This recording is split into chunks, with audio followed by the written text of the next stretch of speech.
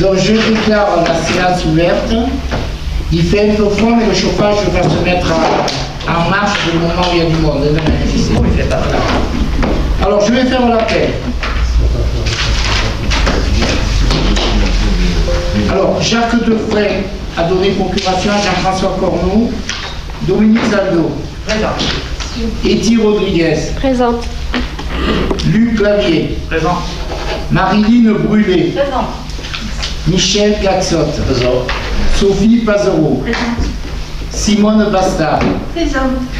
Dominique Toulon. Présente. Et Gérard Philly donne procuration à Dominique Toulon. Annie Griseimer. Présente. Pascal Herbelin va arriver, il est pour l'instant donc absent. Christophe Azema. Présent.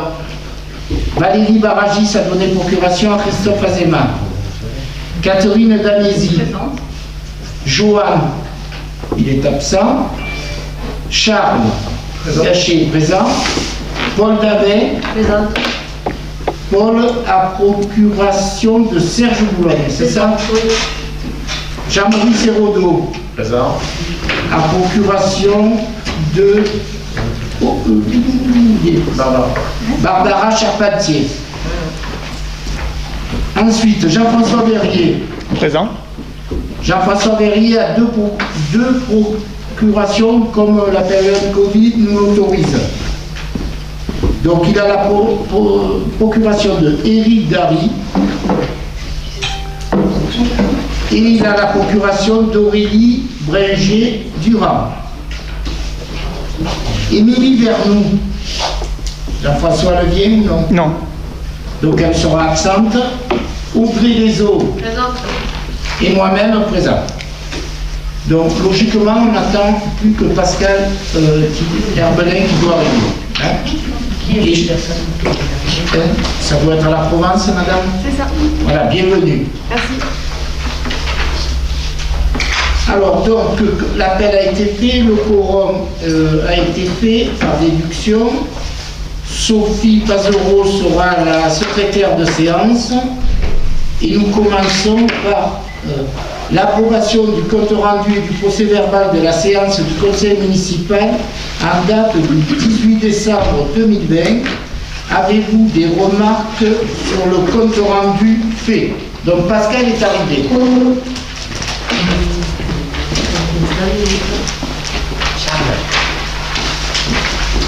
Avez-vous des remarques sur le compte rendu? Monsieur Hérodo. Donc nous approuvons le compte rendu du dernier conseil municipal. Tu m'entends ou pas? Un peu plus fort. Enlève le masque pour parler quand tu parles. Donc nous approuvons le compte rendu du dernier conseil municipal. Ok. Cependant, nous déplorons la piètre qualité de la captation pour nos administrés. Parce que ça empêche les gens de voir vraiment comment ça se déroule. Et donc, est-ce que ça va être amélioré ou pas ce soir? Ce soir, ça devrait être amélioré. D'accord. Et bon, et pour ce soir, on déplore que c'est les vacances et qu'il y a quand même des absents. Tout à fait, tout à fait. Donc on déplore un peu la date. Mais... La date, comme chaque début d'année, cette année, on a pu. Quand je le fais trop tard, on me reproche de le faire trop tard. Là, je l'ai fait trop tôt, on me reproche de le faire trop tôt. Voilà. Donc, c'est pas grave, on le fait dans les délais normaux. Le budget, vous verrez, on le fera fin mars, début avril. On sera largement dans les temps cette année, sauf si le Covid rattrape beaucoup de choses. Voilà. Y a-t-il d'autres remarques sur le compte rendu fait? Donc, je vous propose de passer au vote. Qui est pour l'approbation? Unanimité, je vous remercie. Donc on va passer à l'ordre du jour que vous avez reçu. Certains d'entre vous se sont déplacés pour regarder les pièces qui étaient à l'annexe, mais pratiquement vous avez tous les documents qui vous sont envoyés maintenant par mail. Donc la première décision, c'est l'approbation de la convention entre la commune et la métropole d'Aix-Marseille-Provence relative à la prestation de délégués à la protection des données, entre parenthèses, DPO, Data Protection Officer, mutualisée. Donc vous avez pu voir qu'on rappelle donc le règlement de l'Union européenne concernant cette protection des personnes physiques à l'égard du traitement des données à caractère personnel. Et nous avons décidé de vous proposer ce soir la prestation proposée par la métropole d'Aix-Marseille-Provence, une prestation de mutualisation. Il y a un coût, bien entendu. Le coût de cette prestation est fixé par délibération du Conseil de la métropole en fonction de la population de la commune. Donc, en ce qui concerne Rognes, nous aurons un coût annuel pour la mise en place de 4 500 € la première année et 2 000 € les années suivantes. La durée de la convention est fixée à 3 ans. Donc, y a-t-il des remarques, questions? Monsieur Rodot. Merci Monsieur le maire, bonsoir à toutes et tous. Alors concernant la mise en place du RGPD, le règlement général de protection des données, vous le disiez, ça a été adopté en avril 2016 et applicable depuis 2018. Donc, et là nous sommes en mars 2021. Je remarque, force de constater que nous avons encore un train de retard, même si la solution de la métropole semble une solution au moins à défaut.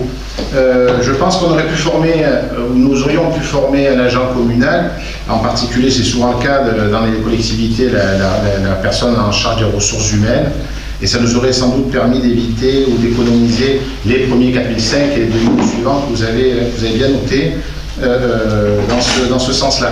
Après, la question que je voulais vous poser, surtout, est-ce qu'on a pu consulter notre partenaire informatique pour savoir si lui faisait ce type de prestation? Et dernier point, comme ça vous aurez un combo de réponses si c'est possible, est-ce qu'on a pensé à intégrer le PCA, enfin, l'établissement public administratif du CCAS, dans le cahier des charges de la Convention? Alors sur le dernier point, je vérifierai si on peut l'intégrer, on intégrera. Oui, bien sûr. Voilà, Madame Allier me confirme que ce sera prévu en ce sens. Deuxièmement, en ce qui concerne la mise en place en 2018, si on avait pris un cabinet extérieur, ça nous aurait coûté 20 à 25 000 €, on s'était renseigné à l'époque. Donc aujourd'hui, la métropole, comme on n'est pas la seule commune, mutualise. Je n'ai pas le nombre de communes, donc aujourd'hui, nous prévoyons cette convention. Y a-t-il d'autres observations? S'il n'y a pas d'autres observations, je vous propose donc, vu les codes, vu les lois, vu les règlements, de délibérer et de voter. Donc, approuver les termes de la convention de mutualisation de la fonction de délégué à la protection des données entre la commune et la métropole d'Aix-Marseille-Provence. Autoriser le maire ou son représentant à signer la convention de mutualisation de la fonction de DPO avec la métropole, ainsi que tout document se référant à cette affaire. Et l'article 3, les crédits afférents seront inscrits au budget primitif 2021, chapitre 11, article 611. Qui est pour? Unanimité, je vous remercie. Point numéro 2, approbation du bail à construction avec la société Famille et Provence pour la réalisation de logements sociaux. Donc, comme tout le monde, enfin les anciens élus sont au courant, nous avions eu à l'époque une famille sur Rognes qui avait des difficultés pour terminer sa maison qui était située rue Neuve. Donc à un moment donné, ils sont venus nous voir et nous avons opté pour acheter la maison en l'état, qui va être déconstruite bien entendu. Et nous avons choisi Famille Provence pour réaliser donc 2 appartements locatifs, sociaux bien entendu, de type 2. Ça nous fera bien affaire parce que c'est des demandes de T2 que nous avons actuellement. Donc là, je vais vous demander d'approuver le bail à construction consenti à la société Famille Provence et de m'autoriser à signer le bail à construction au fin de réaliser ces 2 logements sociaux. Donc traditionnellement, bon, pour ceux qui sont un peu néophytes, ça fait toujours drôle d'avoir des baux qui sont très longs, mais c'est comme cela que ça se passe avec les bailleurs sociaux. Voilà. Y a-t-il des remarques? Monsieur Rodot. Merci. Alors, pour rappel, la commune, vous l'avez dit, monsieur le maire, a présenté le bâtiment le 14 décembre 2016. Donc, je vous laisse faire le calcul. Pour 80 000 € de mémoire, hein, puisque vous l'avez dit, vous n'avez pas dit le montant. puis plus rien. Donc je me dis, cette fois-ci, c'est pas à cause de l'opposition hein, que on n'a pas avancé. Vous avez juste oublié de faire une notification bailleur sur cette période-là, durant ces 5 ans. Sur l'opération elle-même, on est favorable clairement sur cette situation. On se pose des questions sur le fait de faire 2 T2 sur 113 mètres carrés au sol, même si vous avez au moins à ce niveau-là raison, c'est le format qui est le plus important, ou surtout le plus financé pour le bailleur. Pour ce qui est du bail que vous avez évoqué, un bail de 65 ans. Je me rappelle, lorsque nous travaillions ensemble, lorsqu'on avait proposé un bail à 40 ans, vous aviez trouvé que c'était très ou trop long. Je suis surpris que vous acceptiez aujourd'hui un bail à 65 ans. Mais ma question, elle est beaucoup plus précise à la fin de l'intervention. C'est, on a vu que la commune devait verser 100 000 € à titre d'avance, alors que le bailleur verse un loyer d'1 € par an. Je voudrais savoir, nous souhaiterions savoir pourquoi. Première question. Et la deuxième question, au-delà de la lenteur de l'opération, ce qui nous surprend, c'est que vous exigez du bailleur qu'il démarre les travaux avant septembre 2021 pour une réalisation sous 8 mois, en sachant les contraintes et les difficultés techniques aujourd'hui qu'il peut y avoir malheureusement face à la pandémie. Donc je reformule mes 2 questions. Pourquoi avons-nous versé 100 000 €? Pourquoi avons-nous exigé 1 € par an de loyer? Et enfin, pourquoi exiger au bailleur qu'il n'ait que 8 mois pour réaliser la totalité de l'opération? Comme vous l'avez dit, il faut absolument tout détruire puisque le bâtiment n'est pas conforme. Voilà. Alors, tout ceci a été fait en accord avec le bailleur. On aurait dû signer en fin d'année dernière l'approbation du bail à construction. Le notaire du bailleur n'était pas prêt, donc ça a été décalé à ce début d'année. Nous sommes en phase avec Famille Provence, qui est le bailleur. Nous avons déjà versé les 100 000 € pour ne pas avoir de pénalité à verser. Ça faisait partie on a dû le verser en 2018. Voilà. Donc, c'est une opération traditionnelle, il faut fixer un loyer, donc on a fixé 1 € de loyer, c'est ce qui se pratique habituellement sur ce genre d'opération. Normalement, comme je vous l'ai dit, la déconstruction va intervenir très rapidement. Ils attendaient donc cette délibération de ce soir et la signature chez le notaire. Y a-t-il d'autres observations? Jean-François Berrier. Alors en fait, est-ce que vous avez fait une étude du montant des loyers estimé sur 65 ans? L'étude a été faite et nous permettra l'étude est faite chaque fois. C'est les domaines qui doivent le faire. Nous avons dernièrement, c'était pour celui-là l'opération 14 400 € par an. Voilà, on va déduire 14 000 € environ par an pendant une durée X. Voilà. À partir de quand vous pourrez les déduire? Cette année, puisqu'on va passer l'acte cette année. D'accord. Ben, c'est très bien. Je vous propose de passer au vote, s'il n'y a pas d'autres observations.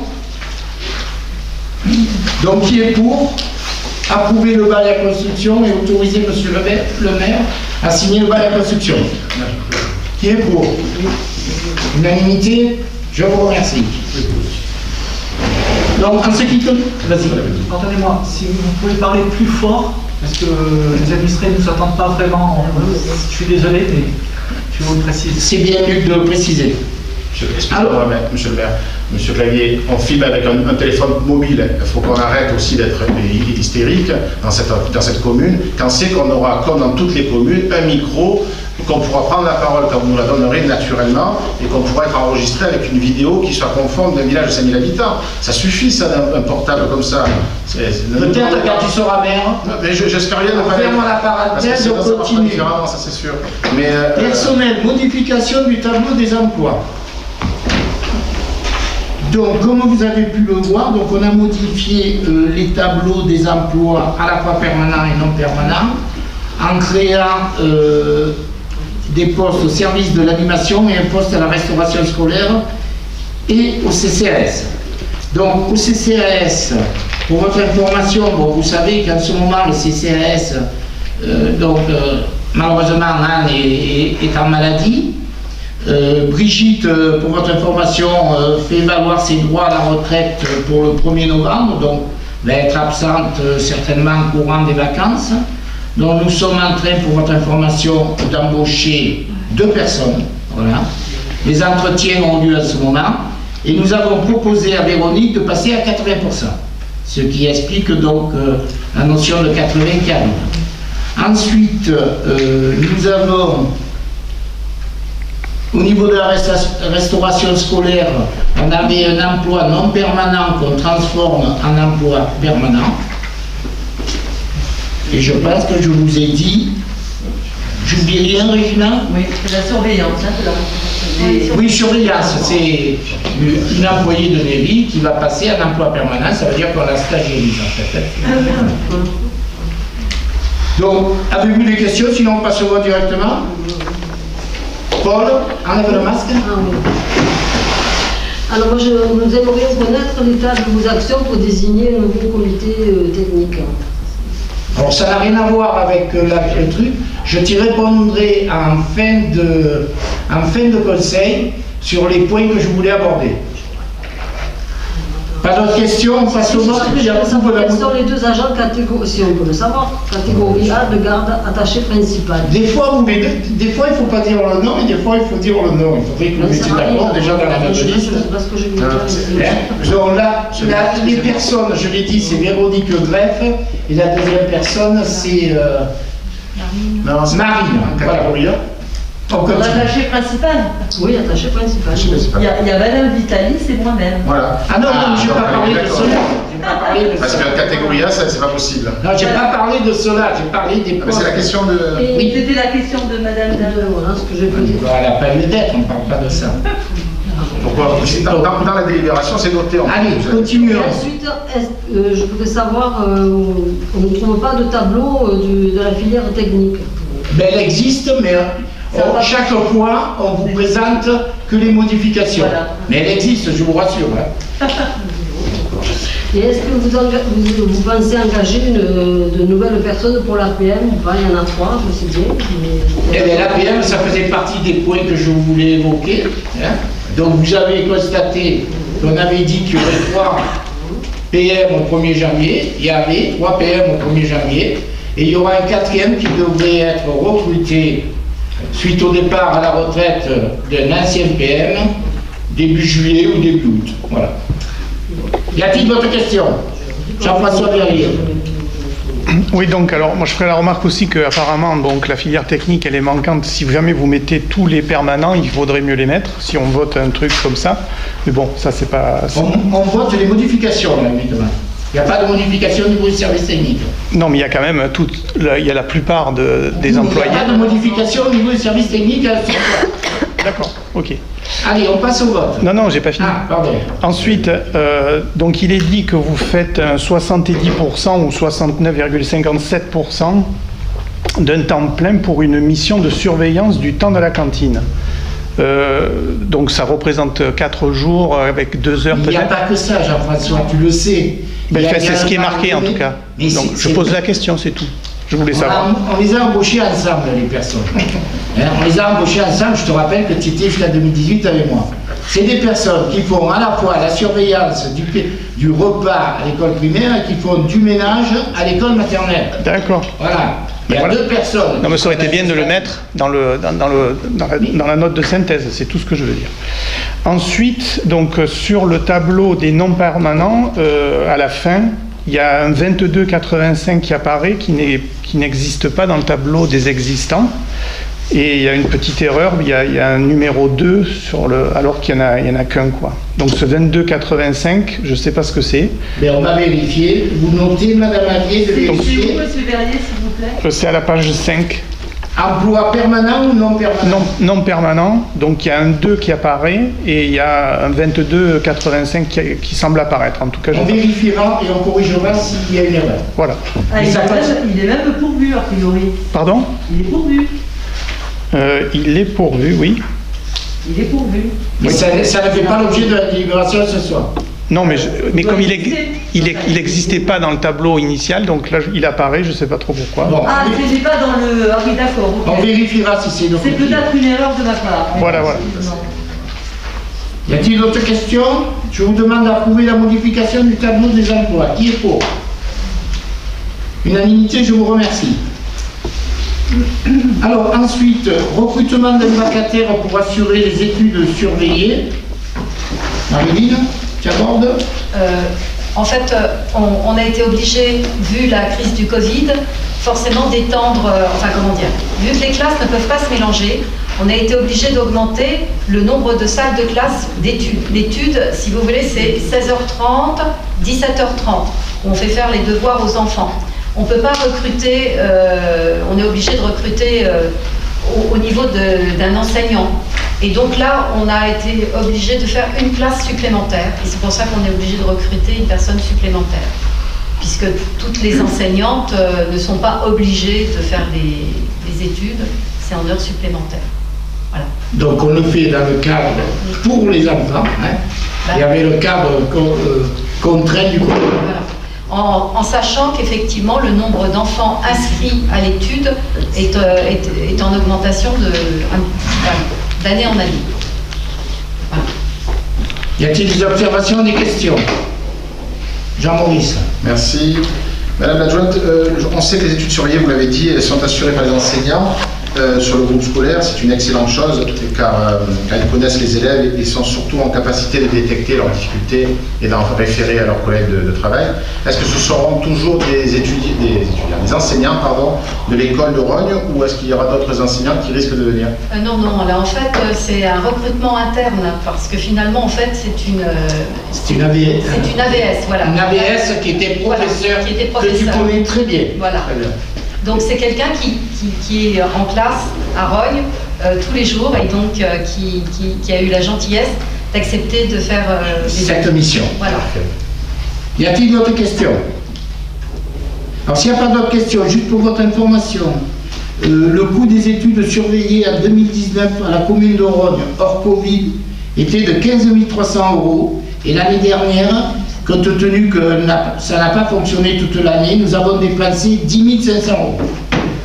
Donc, après avoir délibéré, je vous propose d'autoriser Monsieur le maire à recruter un vacataire pour assurer les études surveillées, d'inscrire les crédits nécessaires au budget et de donner tout pouvoir à Monsieur le maire pour signer les documents et actes afférents à cette décision. Qui est pour? L'unanimité, je vous remercie. Donc ensuite, on passe aux affaires sociales avec une délibération que nous prenons chaque année concernant l'approbation de la convention de collaboration entre la métropole et le bureau municipal de l'emploi. Sophie, tu veux rajouter quelque chose ou c'est quelque chose de... C'est la subvention qui est allouée.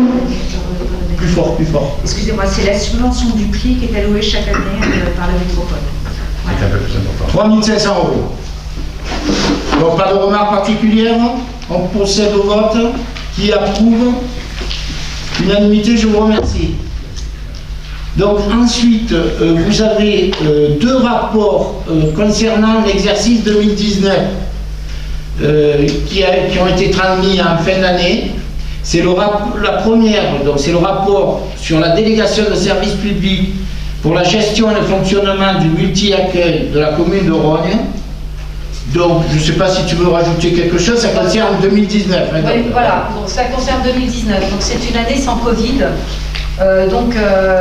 Bon, vous savez qu'il y a 41 berceaux divisés en 3 sections et qui assurent tous les jours de la semaine.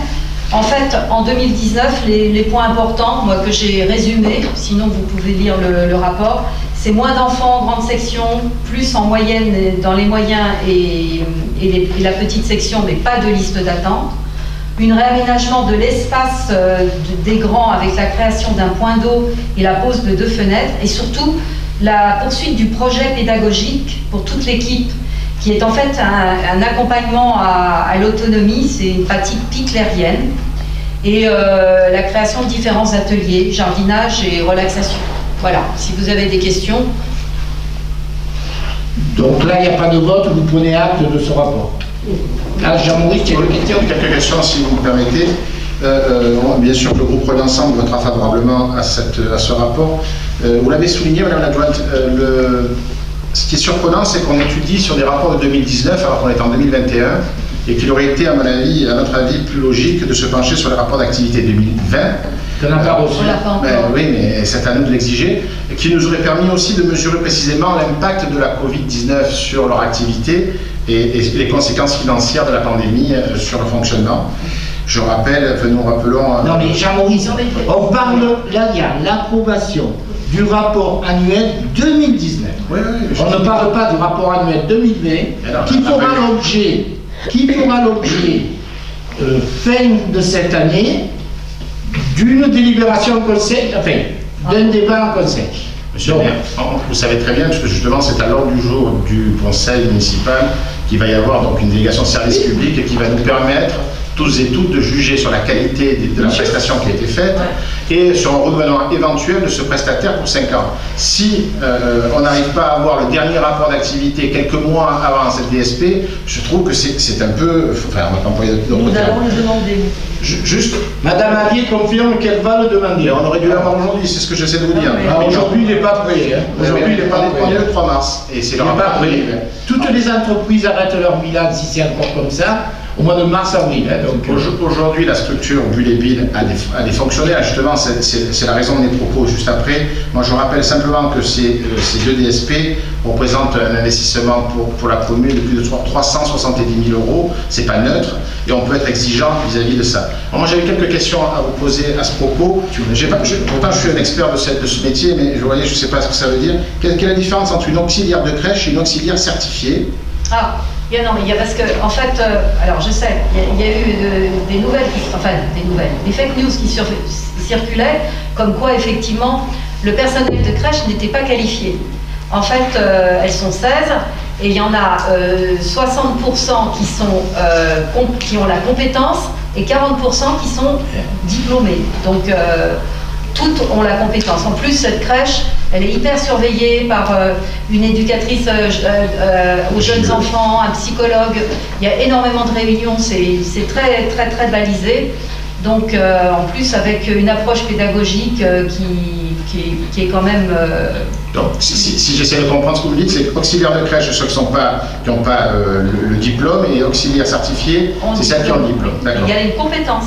Elles ont une compétence. D'accord. Ok. Je demanderai à Madame la DGS si c'est possible d'obtenir la prochaine fois l'organigramme du groupe Bulle et Bill, ainsi que les éléments statutaires de l'association, c'est-à-dire les membres de leur CA et le compte rendu d'assemblée générale, puisque c'est une association. Et j'ai l'impression qu'on n'a pas ces documents. on a ces documents depuis qu'on a donné l'activité à gérer à Bulle et Bill. En DSP. Ça fait partie des documents. Donc si on peut les récupérer, ce serait parfait. La question, vous l'avez évoquée rapidement, Madame l'adjointe, c'est les parents sont-ils satisfaits de la méthode originale PIC-Clair employée? Là, je vais répondre. Alors, oui. Laisse-moi répondre d'abord. Il y a plusieurs parents là. En plus, oui. Laisse-moi répondre d'abord. Ouais, d'accord. La première année, tu étais là, Jean-François était là, on a eu des parents qui se sont manifestés dans mon bureau, ils sont venus à 3. On a, avec Bulle et Bill, entamé un dialogue, ils ont fait une réunion des parents, et depuis les 2 dernières années, je n'ai pas eu un parent qui est venu se plaindre de la gestion. On n'est pas là pour parler de la gestion de Bulle et Bill. On est là pour parler uniquement, on vous donne les éléments concernant 2019. À ce jour, je n'ai pas de réclamation. La gestion, j'ai ma petite fille qui est passée par la crèche pendant 2 ans, il y a d'autres personnes aussi. Je n'ai pas de difficulté remontée, ce que Marilyn peut confirmer aujourd'hui, mais on ne va pas aujourd'hui parler de la gestion 2021 de la crèche. Mais vous pouvez demander à Eti Rodriguez et à Charles, ils ont aussi leur enfant à la crèche. Moi, c'est une question innocente. Si vous me dites oui, tout va bien, il n'y a pas de souci. Il n'y a pas de réclamation. C'est une méthode originale comme Montessori pour les primaires. C'est intéressant d'avoir, quand on est un peu innovant sur ce territoire, d'avoir les réactions des parents et de savoir si ça convient, cette méthode pédagogique convient. C'est pas plus loin que si vous Jean-Maurice, ce que je retiens, j'étais à la première réunion de parents, c'est que l'association disait, là vous avez une chaise, le petit montera sur la chaise quand il voudra monter sur la chaise. On ne va pas le forcer à monter sur la chaise. Après, c'est une méthode d'éducation. Oui. Mais c'est un accompagnement à l'autonomie. Ils accompagnent. Voilà. Ok. Et quand on y va, moi j'ai été plusieurs fois, c'est très calme. Ok. Donc je vous propose de prendre l'acte de ce rapport. J'ai presque fini, si vous me permettez encore 2 minutes, là, sur la partie technique. Sur les frais, donc, on a noté une provision de 50 000 € pour l'entretien des locaux. et sur le montant, nous semble-t-il important, sur des personnels mis à disposition. Ça, c'est non pas une analyse, mais un point de vue. C'est Madame Akpa qui est mise à disposition. 137 000 euros. Nous avions annoncé, par contre, lors d'un conseil, j'avais annoncé lors d'un conseil municipal précédent, sur la précédente mandature, que les frais de siège étaient tout à fait importants. Je prends note, le compte 628 et 648, en 2019, représente 74 000 euros, 73 986, et en 2018, 67 000 euros.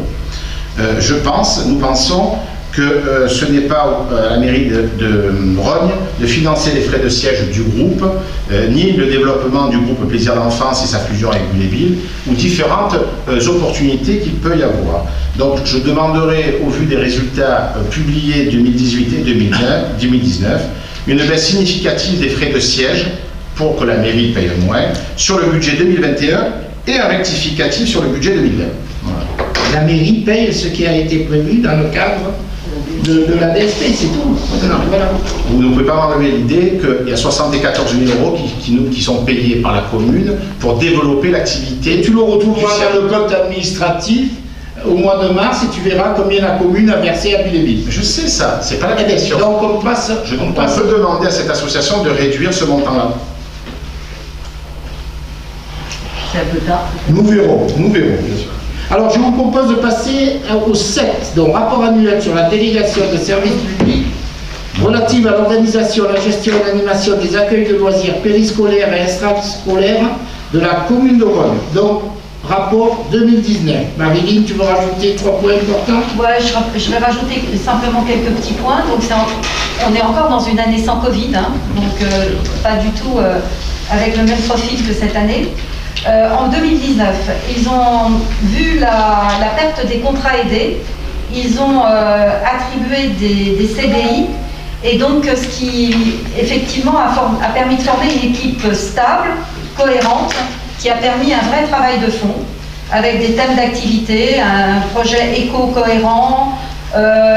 Ils ont pris à cœur leur rôle éducatif en lien avec effectivement l'école primaire. Et donc tout cela grâce à une équipe soudée, cohérente et fixe. Deuxième point, ils ont réaménagé les salles du périscolaire grâce à une subvention du département. Et enfin, il y a eu une nette augmentation de la fréquentation, d'où une augmentation des agréments. On est passé de 48 à 68 enfants et 80 enfants en 2020. Ça c'était annoncé. Voilà, c'est les points importants que moi j'ai retenus. Si vous avez d'autres questions. Ils sont un effectif de 12 agents en 2019. Oui, voilà, c'est ça, 12 agents. Y a-t-il des observations? Alors, le vote, il n'y a pas de vote d'ailleurs, mais excusez-moi de dire c'est favorable. On partage tout à fait votre analyse, la qualité du rapport de l'association Famille Rurale est indéniable. Pour nous, il est absolument lisible et complet. Et à son étude, on note les points que vous avez soulignés, donc je ne vais pas y revenir dessus, mais c'est vrai que l'équipe est stable avec des choix cohérents. Une qualité de communication dont tout le monde se félicite, hein, clairement, le record de fréquentation, vous en avez parlé. Nous tenions à féliciter l'équipe, la totalité de l'équipe, la directrice et la nouvelle présidente aussi, pour le travail qui a été accompli et qui sera accompli. Je remarque juste sur la fin du rapport, il est noté que sur les défauts d'entretien de la part de la mairie dans les abords de la salle des Garrigues, aux abords de la salle des Garrigues, et nous rajouterons le problème de conformité des toilettes sur le site, en espérant que nous puissions faire ces travaux pour nos enfants. Alors effectivement, il y a disons une impossibilité l'hiver d'aller aux Garrigues et notamment aussi aux vacances d'automne, mais c'est plus dû à la météo qu'à des problèmes d'entretien. Je crois qu'il y a eu aussi un problème avec des guêpes, mais qui a été réglé rapidement. Il n'y a pas de manque d'entretien, hein. C'est simplement des locaux qui sont un peu vétustes. Je m'excuse, mais on mélange deux choses. C'était bien écrit à la fin du rapport d'activité qu'il remercie la mairie, etc. Donc les termes sont élogieux, il n'y a pas de problème. Mais qu'ils disent que les abords de la salle des Garrigues n'est pas entretenu. Mais c'était en 2019. On va vérifier si c'est pris en compte en 2020. Depuis que je suis on verra s'ils vont faire la même remarque. Voilà. Alors moi, je voulais profiter de cette délibération pour remercier une personne qui a travaillé 10 ans à la FR et qui m'a appelé pour me spécifier son départ en accord avec la présidence, avec tous ses employés. C'est clair, elle a travaillé 10 ans pour les enfants d'Orogne et je la remercie publiquement à l'occasion de ce conseil. Y a-t-il d'autres observations? S'il n'y a pas d'autres observations, donc vous avez pris acte de ce rapport. Nous allons donc continuer dans la même lancée, puisque le point numéro 8 prévoit le renouvellement de ces délégations de services publics concernant donc les deux activités dont nous venons de parler. L'étude va être faite par M. Roustan, qui avait fait cette analyse-là, déjà lors des premières DSP. Je vous rappelle qu'en 2014, quand je suis arrivé, il n'y avait pas de DSP et l'AFR, on faisait tout ça, mais on a régularisé ça avec M. Hérodeau, M. Verret. Donc là, on lance donc l'appel d'offres, je ne sais pas le terme exact, la délégation de services publics, qui vient à échéance au 1er septembre 2021. On est dans les temps pour réaliser toutes les opérations de phasage pour permettre soit aux deux structures actuelles de continuer si elles sont choisies, ou soit à une autre structure de prendre le relais. Nous avons préféré faire cela au 1er septembre que plutôt au 1er janvier 2022. Voilà. Donc, comme toute DSP, M. Roustan donc, va préparer le cahier des charges, etc. Et nous allons après étudier les propositions de chaque structure, ce que nous avons fait il y a 4 ans, puisque ça avait été un petit choc, puisqu'avant, pour ceux qui ne connaissaient pas, c'est l'AFR qui gérait tout. Il y a 4 ans, ils ont perdu la crèche. Voilà. Donc, on ne préjuge pas des sociétés qui vont venir, des associations qui vont venir participer et faire un acte de candidature. Et nous allons analyser ça, comme on l'avait fait en 2014, avec les personnes adéquates qui nous permettront, j'espère, d'avoir 2 structures, comme de 2014 à aujourd'hui, qui vraiment ne posent pas de soucis aux maires, à l'adjointe, aux scolaires et à tout l'environnement qu'il y a autour d'eux. Voilà. Donc, avez-vous des observations? Je veux juste tu veux compléter? Oui, non, je rappelle juste la composition de la commission DSP. Parce que, je ne sais pas si vous vous souvenez, donc il y a Jacques Defrein, Catherine Danesi, Marilyn Brûlé, et pour l'opposition, Barbara Charpentier et Émilie Vernoux. Ok, merci pour le rappel. Voilà. Donc, je pense que ça sera fin avril, mois de mai, vraisemblablement. Oh, plus tard. Peut-être plus tard, mais bon, voilà. Donc, ok. Très bien, merci. Avez-vous des observations? Jean-François? Oui, alors j'ai une observation. C'est, une fois de plus, c'est de revenir à ce fameux comité technique, puisque, une fois encore, on a besoin de lui pour avoir son avis. Je répondrai à la fin, comme j'ai dit à Paul, sur le comité technique. Non, mais laisse-moi terminer. Ouais. Donc, on a besoin de lui en permanence, et depuis le mois de juillet l'année dernière, on vous demande de le réunir, de le créer. Attends, laisse-moi finir. Et donc, rien n'est fait jusqu'ici, et donc l'argument que vous invoquez, qui est une théorie des formalités impossibles que je ne connaissais pas du tout, mais après m'être renseigné, c'est un argument qui ne tient pas. Compte tenu du nombre de fois qu'on vous a demandé de créer ce comité technique et que visiblement vous n'arrivez pas à le créer, enfin vous n'avez pas la volonté de le créer. Donc moi ce que j'aimerais savoir... Non, on a la volonté de le créer. Non, depuis le mois de juillet 2020, vous avez eu largement le temps de le créer, vous auriez eu largement le temps de le créer si vous aviez eu la volonté. Donc n'allons pas dire que vous avez cette volonté, vous n'avez pas la volonté, c'est clair et net. Je vais te dire ce qu'on va faire, je vais le dire maintenant. Non mais... Pourquoi ne pas l'avoir fait? Donc si jamais vous l'aviez fait depuis qu'on vous le dit, eh bien, vous ne seriez pas maintenant avec un argument en bois comme la théorie des formalités impossibles.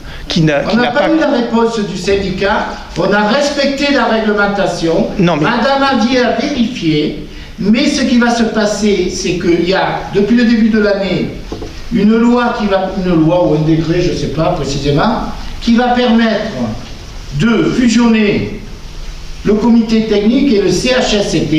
Et bien entendu, on va profiter de cette nouvelle entité, je ne me rappelle plus le nom, pour mettre en place, voilà. Donc, c'est parfait, ça va être mis en place. Non, mais ça, ce qui n'est pas parfait, c'est que vous invoquez un argument qui n'a pas cours. Encore. Qui Juste justifie... ton point de vue, ton interprétation, comme le dit souvent Luc. D'accord. Allez, on va passer au vote.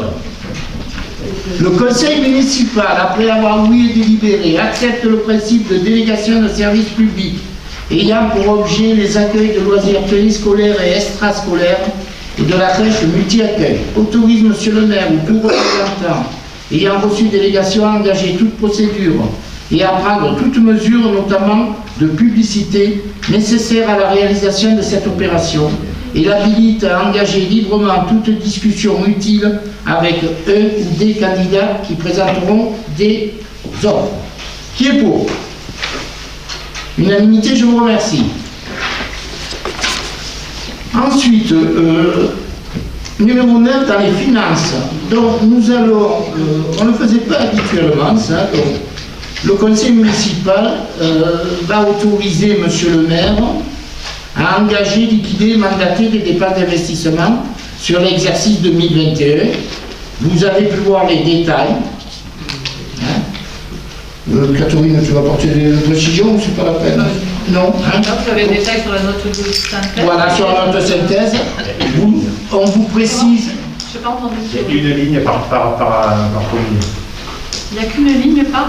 Sur chaque produit, il y a une désignation, une ligne. Oui. Détail, l'espace coworking, 14 000 €, il y a une ligne. Et c'est pas un détail. Oui, mais c'est ce qu'on a prévu. Non, on parlera après dans le débat d'orientation budgétaire de l'espace coworking. Vous l'avez noté, monsieur le maire, c'est qu'on a la totalité des pièces directement et c'est formidable, c'est bien pour nous. C'est dommage que sur cette autorisation que vous nous demandez, on n'ait pas aussi des éléments sur l'ensemble des dépenses qui représentent plus de 450 000 €. Alors, Jean-Maurice, je te mets à l'aise. Toi et Jean-François, vous étiez avec moi. Jusqu'à présent, on ne le faisait pas. Mais la loi donne la possibilité au maire d'engager des dépenses pendant le premier trimestre, avant le vote définitif du budget. Nous faisons bien les choses, nous l'actons cette année. D'accord? Voilà, c'est tout ce que j'ai à rajouter, sauf si Catherine va rajouter quelque chose. Voilà. Jean-François. Dans la limite des 25% du... Voilà. On a toujours fait, toujours. Alors, sans délibération. Là, on officialise la délibération. donc c'est que vous voulez engager des dépenses avant le budget. Mais c'est que les dépenses se font tous les jours. Oui, non, d'accord. Tous les jours, elles se font. Non, mais comme vous venez de le préciser, c'est 25%, mais comme indiqué dans la délibération, c'est 25% des crédits ouverts. D'accord? Madame Avier, Donc, les crédits ouverts, ça ne comprend pas les restes à réaliser. Donc, si vous regardez la somme sur laquelle vous calculez vos 450 000 €, qui est de 8 200 000 € grosso modo, ça contient les restes à réaliser. Donc, ce qui veut dire que votre somme de 450 000 €, elle n'est pas bonne. Eh bien, c'est toi qui fais cette interprétation. Voilà. Ah non, alors moi je ne fais pas cette interprétation. Non, j'ai trouvé, donc en cherchant un petit peu, une circulaire comment ça s'appelle, de la préfecture. Je suis allé voir ce qu'a fait M. Saint-Martin à Venelle. Il a fait ça aussi. Et c'est exactement ce que je vous dis. Donc, en l'état, ça n'est pas bon. C'est ce que je veux vous dire. Et donc, nous, on reste intransigeants là-dessus, puisque vous n'êêtes pas autorisé à faire ça. Ok, mais alors on va passer au vote. Qui est contre? Attendez, monsieur le maire, je crois qu'elle va intervenir. Bon, vas-y. Donc nous pensons que c'est quand même bien maladroit de votre part, c'est un passage en force que vous voulez faire. Pas du tout, non. Donc en plus il y avait dans le dossier, moi je demandais à Madame Agui, bon elle m'a un petit peu expliqué, mais quand même, comme dit Jean-Maurice, 134 €. 452 en tout, mais 105. Donc il n'y a vraiment pas d'explication, c'est comme ça tombe, ça vous plaît ça va, ça vous plaît pas c'est pareil. Voilà. Pas du tout, non, parce que c'est tout nominatif. Et ces dépenses, quand on les engagera, figureront sur le compte administratif, section investissement. Non, mais en l'état, vous ne pouvez pas le faire. au vote du budget, je peux le... Mais Non, là, en l'état, vous ne pouvez pas passer cette délibération. Jusqu'à présent... Moi, je vous demande de réfléchir 5 minutes avant de la passer et de revenir au prochain conseil et de l'abroger une nouvelle Jusqu'à fois. présent, on ne prenait pas de délibération, mais on le faisait. Et tu faisais aussi avec moi, et Jean-Maurice aussi. Mais maintenant, on prend cette délibération qui est illégale, donc Eh bien, ça ne va pas. Si c'est illégal, tu votes contre. Mais vous ne pouvez pas voter pour. Enfin, Alors, je passe au vote. Je mets une intervention très très courte. Moi, je ne vais pas sur la légalité de ça. Ça m'importe, mais encore une fois, je voudrais revenir sur la discussion qu'on avait avec Mme Denisi. Lorsque vous demandez à des élus de voter sur des sommes sans donner les explications précises, l'exemple, je prends la plus petite somme parmi toutes celles-là, 14 000 € pour l'espace coworking. On est favorable à l'espace coworking puisqu'on l'avait proposé dans notre programme électoral. On ne sait pas avec qui, on ne sait pas où, on ne sait pas qu'est-ce que c'est ces 14 000 €. Voilà, je crois que ces trois questions, c'est le b.a.-ba, le minima qu'on aurait dû avoir avant de le voter naturellement sur un budget, si c'est nécessaire, ou complémentaire, en budget en exercice 2021. C'est ça qu'on essaie de vous dire. Voilà, c'est notre question. Et, s'il vous plaît. Donc on votera contre. Donc, on termine le débat. Alors, rapidement. Voilà, ça c'est encore un exemple. Oui. Si jamais on avait des commissions, comme c'est prévu par le règlement intérieur et que vous ne voulez pas faire, on aurait peut-être pu en discuter et s'apercevoir du problème avant de passer une délibération illégale en conseil que vous allez être obligé d'abroger au prochain conseil. Je suis désolé. Vous savez ce qu'il faut faire pour intégrer des commissions. On vous a intégré dans la réflexion. Non, c'est pas ce qu'il faut faire, il n'y a pas de commission. Donc qu'est-ce qu'il faut faire pour être... Vous pouvez, à condition de ne pas systématiquement faire de recours, etc., etc. On vous a fait des Non, ouvertures. mais on ne peut pas passer au-dessus de la loi, Jean-François. On ne peut pas passer au-dessus de la On loi. passe pas au-dessus de la loi, on passe au vote. Là, tu fais voter quelque chose qui est illégal. Eh bien, tu voteras contre. Alors, qui est contre? C'est incroyable. Qui est contre? 5 contre. C'est peu en plus. 2, 4, 6, 7 contre, pardon. Non, 6. Oui, il y a 3, mais ça va. voilà, 7 contre. Je vous remercie. Donc, maintenant, nous allons passer au débat d'orientation budgétaire 2021. Donc, vous avez pu prendre connaissance des documents qu'on vous a envoyés, qui là étaient quand même, ces documents étaient très précis. Hein, et je vais passer la parole à Catherine pour sa première intervention. Et vous interviendrez après son intervention pour avoir des précisions. Donc moi je vais juste vous faire une rapide synthèse du rapport que dont vous avez dû prendre connaissance. Déjà je voulais remercier Madame Avier et son équipe parce qu'elle nous a quand même fourni un rapport. J'étais assez étonnée du volume de ce rapport. Je m'attendais, pour avoir consulté les rapports des années précédentes, à quelque chose de plus succinct. Et là, on a quand même quelque chose de très détaillé, vraiment, merci Madame Avier, merci les personnes qui ont participé à ce rapport. Donc, il y a 3 grandes lignes. Donc, la première, hormis le contexte de l'année 2020, la première concerne la loi des finances 2021. Et notamment les points qui concernent plus particulièrement les communes. Une présentation succincte des résultats provisoires du compte administratif 2020. Et puis ensuite, toute une partie sur les orientations du budget primitif pour 2021. Sur la loi des finances, vous avez pu remarquer une stabilité de l'enveloppe globale qui est accordée, annoncée par l'État aux communes, qui a fait de nombreuses baisses en 2018 et associée à une forte volonté de péréquation afin de favoriser les communes les moins aisées fiscalement.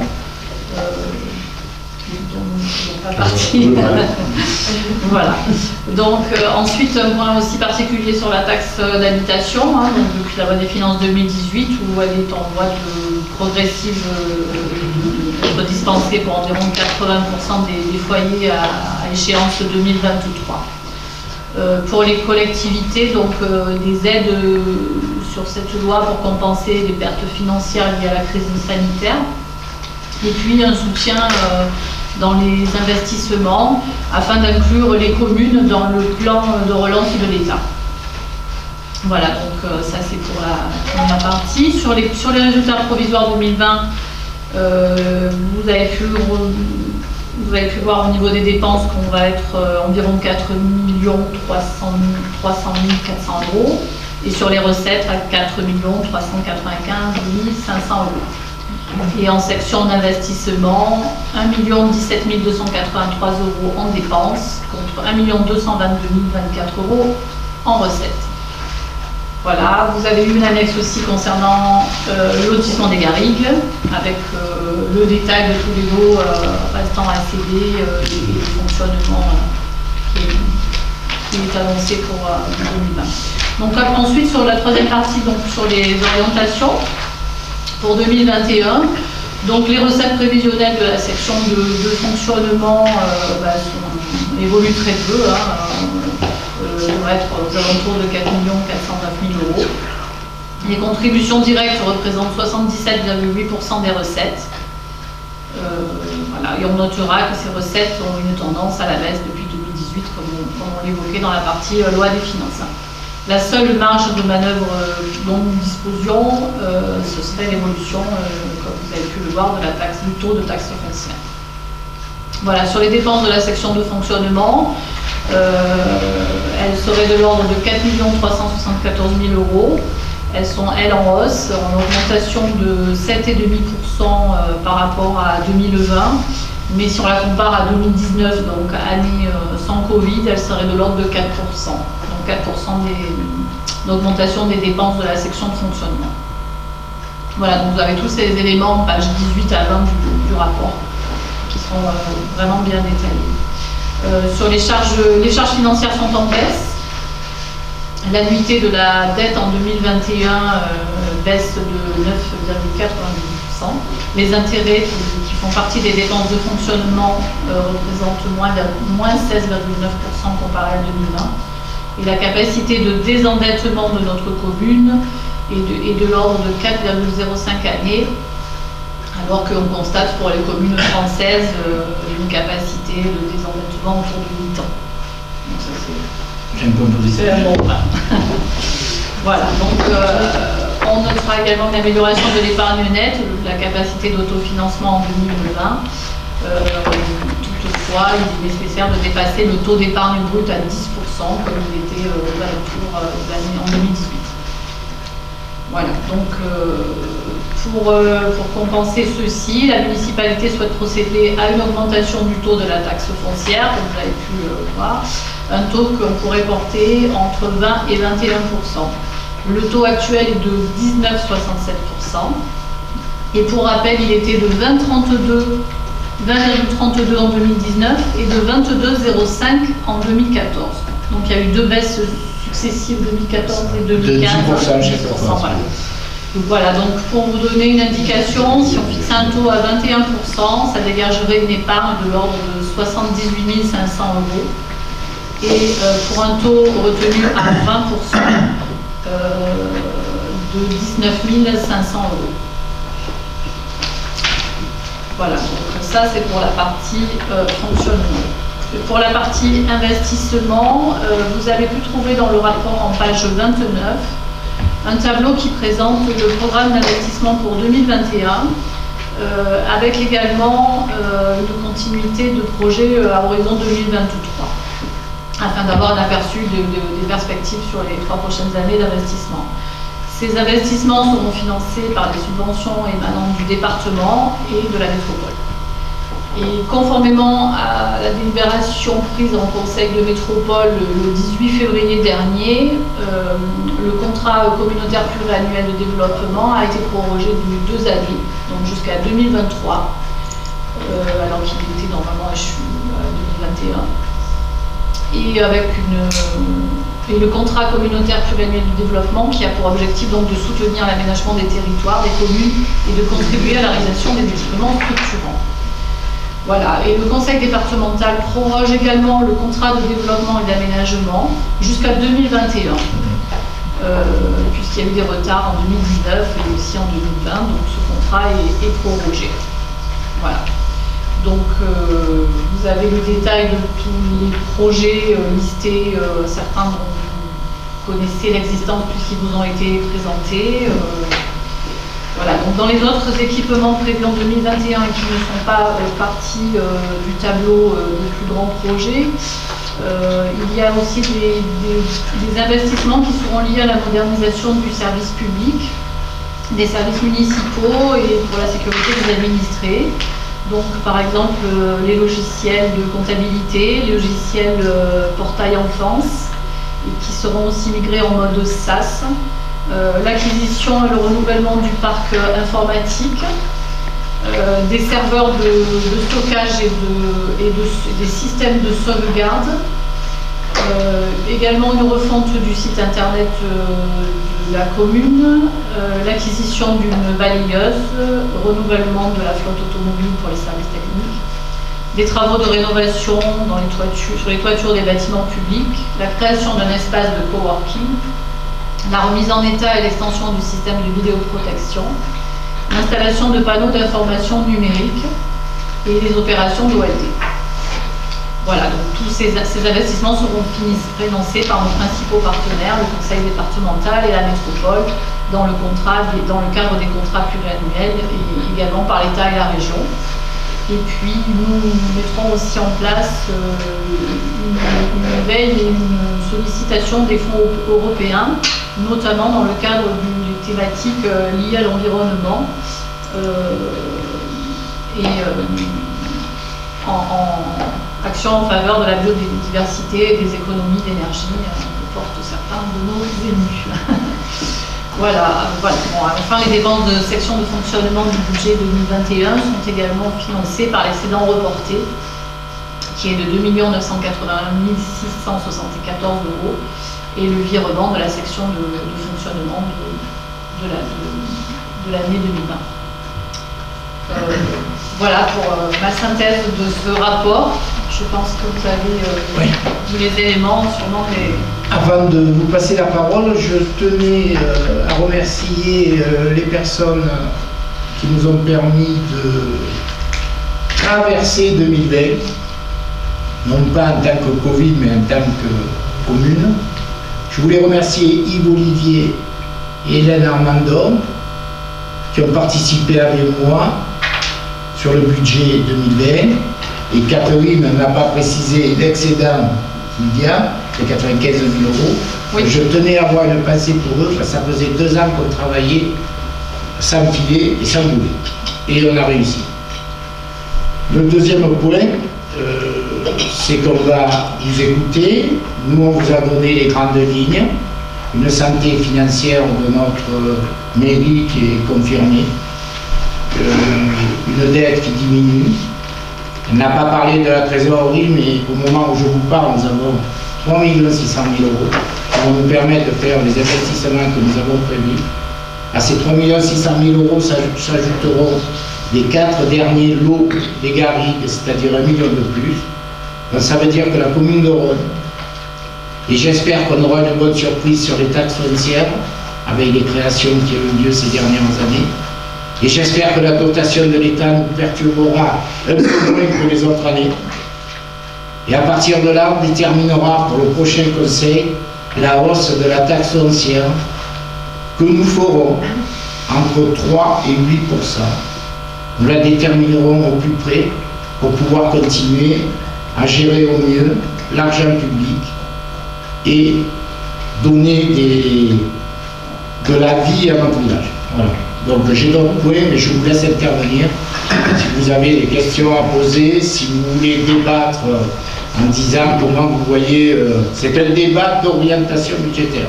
Donc vous pouvez donner votre version de 2021. Le passé, on n'en parle pas. Très bien. Donc vous avez une tellement bonne santé financière que vous augmentez les impôts de près de 8%, peut-être même un peu plus. Tu as mal entendu, j'ai dit entre 3 et 8. Et on expliquera au moment du budget. Non, ça fera 8% avec les bases. Donc il n'y a aucune analyse des bases par rapport à... L'analyse des bases, on l'a, il y a le tableau qui en parle. D'accord. L'analyse des bases, pour les bases, il faut attendre le formulaire 1259. Le 15 mars. Parvenu, normalement. D'accord. Est-ce que vous avez fait une anticipation de ce qui allait se passer avec les bases dans les années qui viennent? On a fait une simulation, mais d'accord. La partie qu'on ne connaît pas, c'est le coefficient qui va compenser justement la taxe d'habitation. Ok. Voilà. Donc une bonne santé financière, mais on augmente les impôts de 78 000 euros. Pour l'instant, ils n'augmentent pas. On envisage de regarder Vous envisagez. l'opportunité d'augmenter les impôts. Mais vous allez être obligé de toute façon, Moi, je suis pas sûr. si c'est certain, compte tenu de ce que je vois au niveau du fonctionnement, c'est open bar. Moi je dirais c'est open bar. Si jamais on compare, Les administrés de Rhône, ils préfèrent le français. c'est, je sais pas, alors le bar est ouvert. Parce que le cercle, Le bar et le bar n'est pas ouvert. Ce genre Ah oui, de c'est vrai que les bars sont voilà, fermés, ouais, nous donc. veillons à gérer correctement les dépenses. D'accord. N'inquiétez pas. Donc, en fait, moi, ce que je constate en tout cas, c'est que de 2014 à 2018, il y a eu moins 20% sur le 0,11. On ne parle pas du passé, on parle des orientations budgétaires. Non, mais La loi me permet de te rappeler que le débat d'orientation budgétaire, on parle de 2021, 2022, 2023. Tout ce qui est derrière, on n'en parle pas. On en parlera, si tu veux, dans l'analyse du code administratif. Je respecte la loi. Donc respecte la non, loi. tu la respectes pas puisque tu fais voter une délibération qui est illégale. Là, on parle. Donc tu respectes pas la loi, mais bon, c'est pas très grave. C'est un débat. Tu as l'habitude, ça fait à chaque conseil qu'il y a des délibérations qui sont abrogées, les conseils suivants, mais c'est pas grave. Donc moi, ce que je reprends, donc de 2014 à 2018, c'est moins 20% sur les charges à caractère général, alors que là, en un an, avec une année Covid comme en 2020, c'est du plus 12%. 150 000 euros d'augmentation du fonctionnement du 0,11. Il n'y a aucune explication. Code administratif et on te démontrera le contraire. Mais c'est marqué. Tu vas pas me démontrer. Les éléments du compte administratif 2020 Ben non, mais là, je ne parle pas de Je ne ça. sais pas comment vous pouvez avoir les éléments du ben c'est vous-même qui marquez ça. C'est une augmentation de 12% du 0,11. C'est ce qui est marqué dans votre DOB. Oui, entre 2020 et 2021, oui, d'accord. Oui, bien sûr. Dans la prévision budgétaire. Oui. Donc vous, qu'est-ce que c'est alors qu'est-ce que c'est qui vous non. Qui a dit en 2020. Pardon. Alors je me suis trompé. Mais non, là on est en train de parler du DOB. Voilà. Bon, ok. Excusez-moi. Je parle de 2021 et après, c'est mieux. D'accord, donc je vous parle de 2021. Donc votre prévision sur 2021, c'est plus 150 000 euros sur du 0,11. Qu'est-ce que c'est qui justifie ça? Vous indiquez... Et budget décidé suite au code administratif, tu le verras au prochain conseil. Non, mais qu'est-ce que c'est qui vous fait dire que vous allez augmenter de 150 000 euros? Quelle est la justification sur le 0,11? Les charges de personnel vont augmenter. Il y a des charges.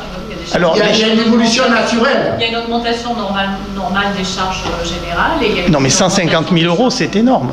Il y a aussi une augmentation des charges de personnel. Il y a du personnel supplémentaire. Alors, pour l'instant, vous avez fait du moins de 2, on va dire, au total. Donc je vois pas bien où ça va augmenter. C'est pas ça l'objectif, c'est un débat d'orientation budgétaire. Non mais j'essaye de comprendre. S'il te plaît. J'essaye de comprendre. Mais tu comprendras à l'analyse du compte administratif et dans les prévisions budgétaires que nous ferons à partir des dépenses supplémentaires qui auront un fonctionnement, etc., etc. Donc moi, mon analyse par rapport à votre prévision sur 2021, c'est que vous allez augmenter de manière importante les charges de fonctionnement. Tu le verras quand on va voter le budget. Mais c'est marqué dans votre DOB. Oui, donc tu verras le montant exact, c'est un débat. C'est ce que vous anticipez. C'est marqué. C'est ce qu'on pense, voilà. Mais on a... Alors je peux poser la question de savoir pourquoi vous pensez que vous allez augmenter de 150 000 euros. Ça sort pas du chapeau, vous avez bien eu une idée. Page 19 du rapport. C'est ça, page 19. Oui, page 19, vous avez le détail, il y a des formations de personnel, il y a les entretiens. Alors 150 000 euros, d'abord vous parlez même pas du contrat de Grimaldi avec l'avocat. C'est même pas mentionné. Oui, non, c'est pas exhaustif dans un DOB. Attendez, on a... Non, mais c'est quand même une dépense importante par rapport... C'est une dépense qui intervient dans le budget 2021 qui n'est pas voté. Vous mettez 2000 euros de DPO et vous parlez même pas de Grimaldi. Vous avez... C'est sûr que peut-être qu'on n'a pas assez gonflé la ligne Grimaldi puisque nous avons déjà 2 recours. Je dis pas de qui, je suis gentil. Oh, tu peux y aller, hein. Allez, passe à 2021, 2022, s'il te plaît. Ben, c'est ce que je suis en train de faire. c'est exactement ce que je suis en train de faire. Avance. Tu as des idées, donne-nous des idées, peut-être qu'on les intégrera dans le budget 2021. D'accord. Bon, alors... C'est ça le débat. Donc, je voudrais faire aussi une remarque sur toutes vos prévisions d'investissement. Donc sur tout ce qui est nouveau, c'est à hauteur Sur les projets d'investissement, c'est 29. ça, le tableau de la page 29, ouais. On va te répondre. Alors par exemple, donc au niveau des équipements sportifs, il me semble que ça a ça existait cette. C'est la même ligne. Oui. Seulement ça a disparu des restes à réaliser. Donc ça c'est quelque chose que je comprends pas. Eh bien, parce que Mme Allier a vérifié et que nous repartons sur des bases saines. En fait, au niveau des restes à réaliser, comme le contrat il y a eu une modification du contrat parce qu'il a été prorogé, juridiquement, le contrat antérieur qui était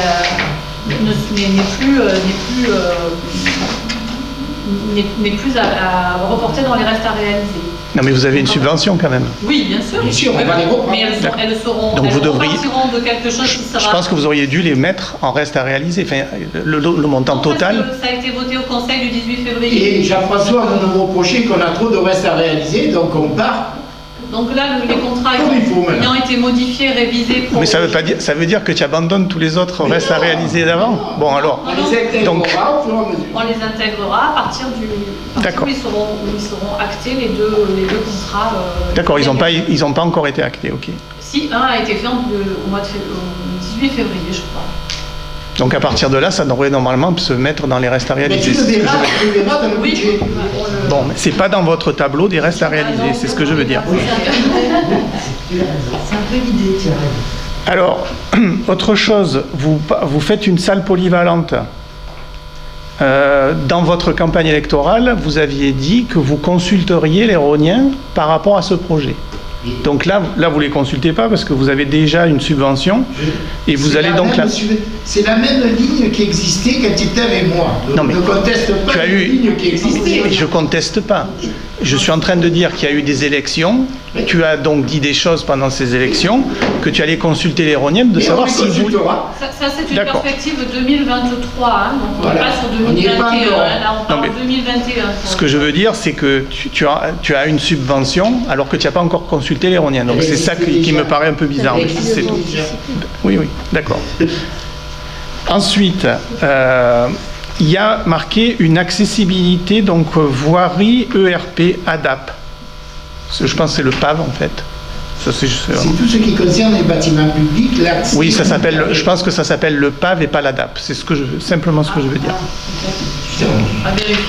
Je ne sais pas ce que c'est. ADAP, c'est les. Pardon ? Je ne sais pas ce que vous dites. Ça s'appelle comment? Le PAV. C'est le PAV, c'est l'équivalent comment ça s'appelle, de l'ADAP, mais c'est pour la voirie, les trucs. Donc c'est simplement une petite remarque. Ensuite, l'aménagement du centre-ville. De mémoire, c'était quelque chose qui était à 2,5 millions. Et donc là, je vois qu'il y en a plus que 1 million et quelques en fait. Parce qu'on va le financer différemment, par tranche. C'est-à-dire que le conseil départemental, compte tenu que la métropole, dans le projet du centre-ville, la partie de ses compétences est estimée autour de 600 000 euros, ne retient qu'une norme de grandeur. Oui.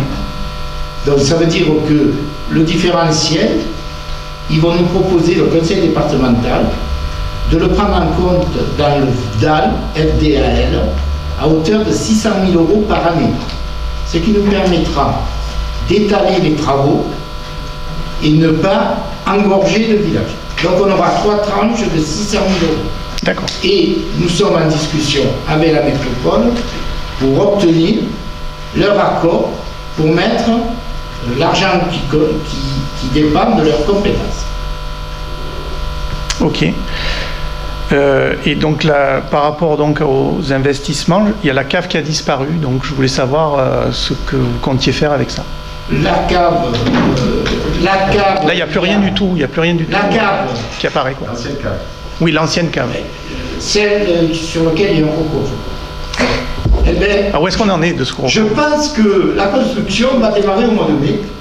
D'accord. Je félicite le constructeur de tenir ses engagements, parce que comme vous le savez, ce recours, il est pas très conforme. Je suis gentil. Non, c'est pas. Voilà.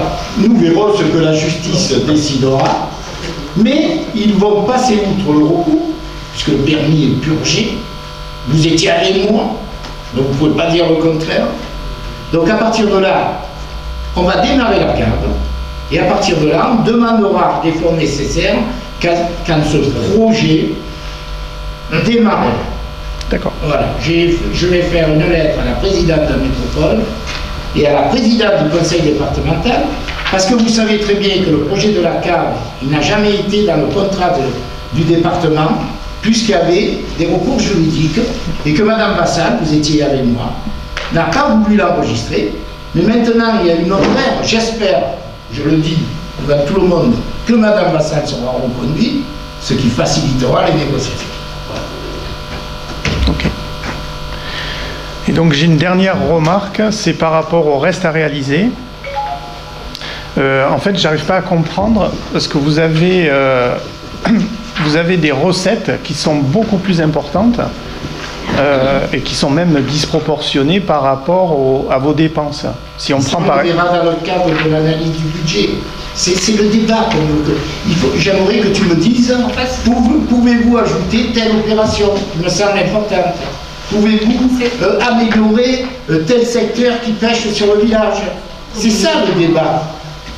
Jean-Maurice peut-être nous donnera des idées. Non, mais simplement... Tout le reste, vous le retrouverez dans le budget.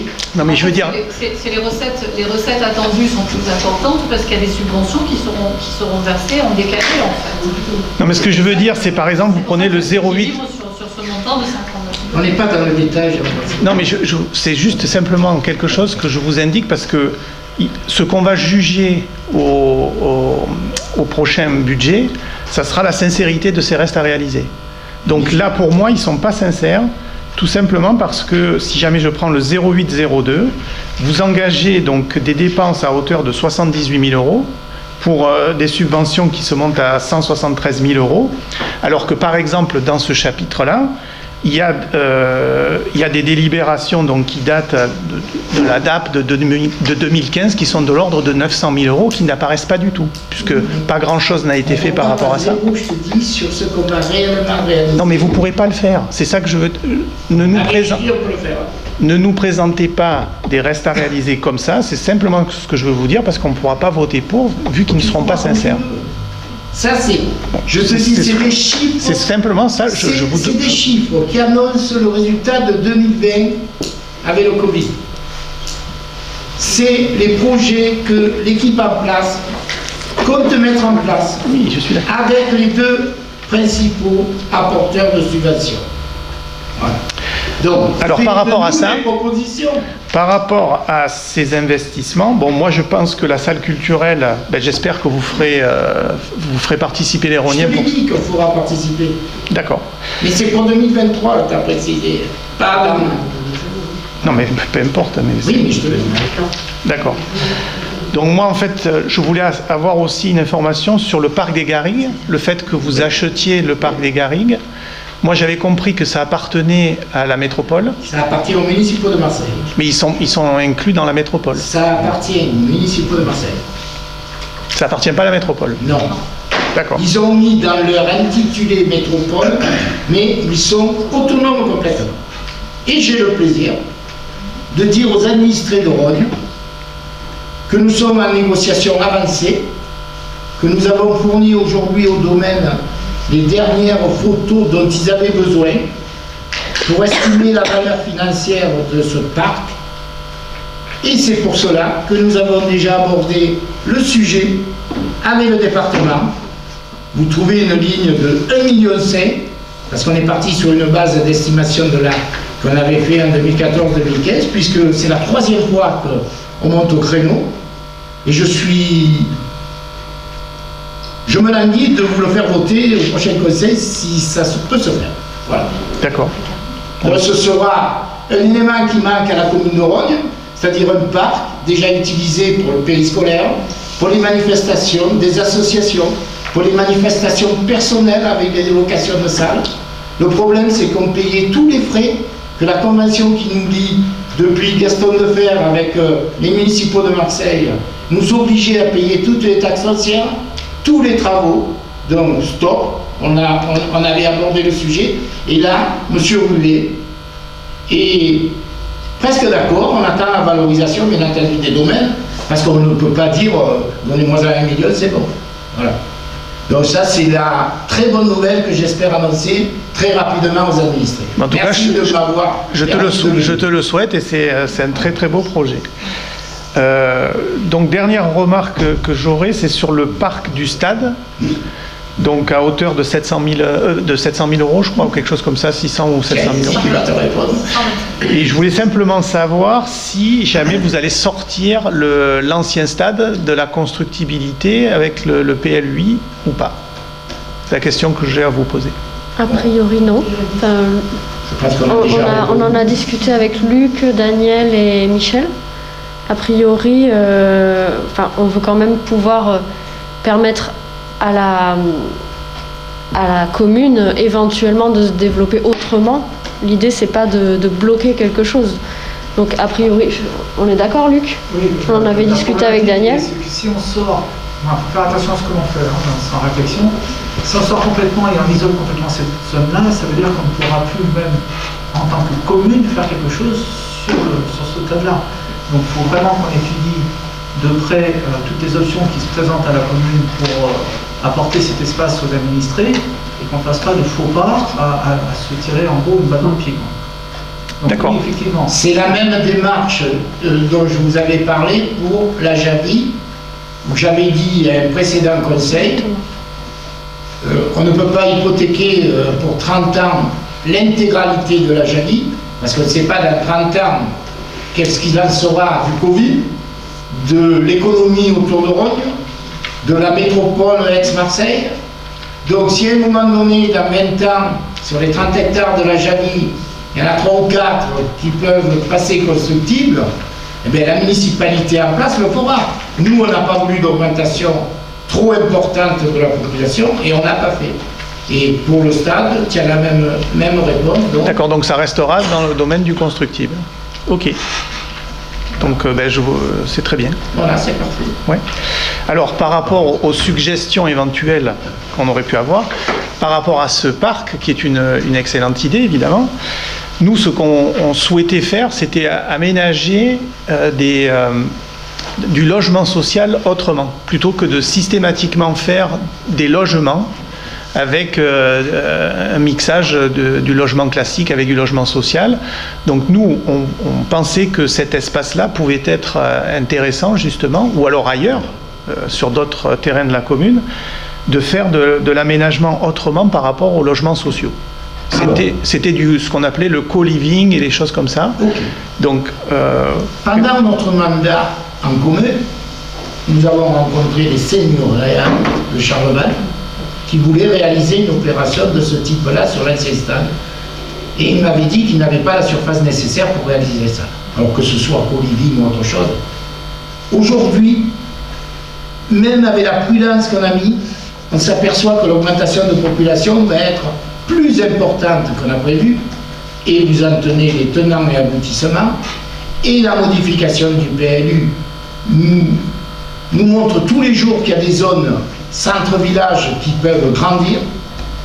Donc des logements, on en a suffisamment. Là, je comptais en parler en fin de tout. Je considère aujourd'hui qu'un des points forts de ce début de mandat, qui fait suite bien entendu au PLU, c'est qu'on offre aux administrés de Rognes toute la gamme de logements. Du logement social avec les 3 catégories de social. Famille Provence va nous attribuer 13 sur 14, là, il n'y a qu'un fonctionnaire que la préfecture va prendre. Donc l'État joue le jeu, la préfecture joue le jeu. On va avoir 95% d'attribution. Jusqu'à présent, on avait 80. Ensuite, on a les logements intermédiaires qui vont intervenir comme au Brunal, comme dans un autre projet qui est en train d'être travaillé. Ensuite, nous avons demandé, sur le dernier dossier, à créer des lots nus à la vente, des petits lots, pour des budgets intermédiaires, pas des lots à 320 000 euros comme au Garrigue, pas des lots à Pied-Fouquet qui vont de 200 à 350 000. On va avoir des terrains plus petits pour des ménages qui ont moins de revenus, qui feront leur premier investissement. Avec Luc, chaque fois qu'on rencontre un nouveau constructeur sur une nouvelle zone du village, on recherche ça. Accroître la gamme pour que tous les administrés, 80% des administrés s'y retrouvent. Voilà l'optique que je mène, partagée avec mon équipe. Les logements sociaux, ça n'est jamais tant fait. Et il faut en faire parce qu'on a. Mais là, on aura moins de familles de Rhône qui vont demander, même si la population éligible est importante, on va en faire 12, plus 2, plus la cave, plus Cogedim, etc. Ce qui est un peu dommage, c'est qu'on fait systématiquement comme avant, quoi. En fait, non, pas du tout.